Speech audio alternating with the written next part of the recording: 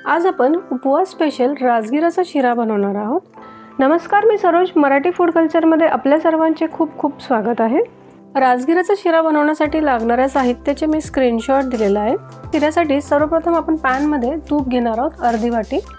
तूप मेल्ट होऊन गरम होऊ द्यायचे आहे आणि तूप गरम झाल्यावरच आपल्याला इथे 1 वाटी राजगिराचं पीठ इथे मंद आचेवर भाजून घ्यायचे आहे। पीठ थोडं सोनेरी होईपर्यंत आपल्याला इथे भाजत राहायचं आहे। एक 2 ते 3 मिनिट लागतात हे पीठ छान भाजायला। आता मस्त स्मेल येतोय तुपाचा आणि पीठ भाजल्याचा। आता आपण काय करणार आहोत, यात गरम केलेलं दूध, साधारण 1 वाटी दूध इथे आपण घालणार आहोत या पीठात। फक्त एक गोष्ट लक्षात घ्यायची आहे, दूध ॲड करत असताना गॅस फ्लेम लोच राहू द्यायचा आहे। तर हे बघा, इथे दूध पूर्णपणे सोक झालेलं दिसतंय।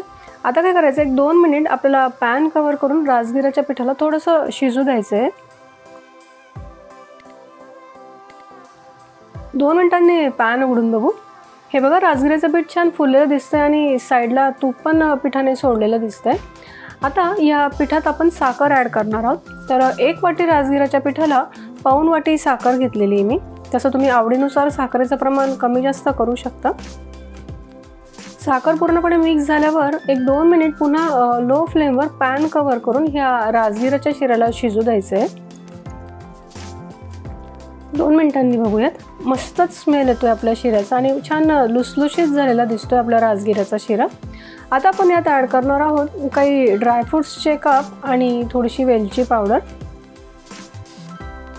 ड्रायफ्रुट्स आणि वेलची पावडर शिऱ्यामध्ये व्यवस्थित मिक्स करून घ्यायची आहे। आता आपण याला जास्त शिजवणार नाही आहेत, कारण असा सॉफ्ट शिरा खूप छान लागतो। मस्त मऊ आणि लुसलुशीत झालेला दिसतोय आपला राजगिराचा पौष्टिक शिरा। तर महाशिवरात्री असो, नवरात्री असो किंवा कुठलाही उपवासाला तुम्ही हा उपवास स्पेशल राजगिराचा शिरा बनवू शकता।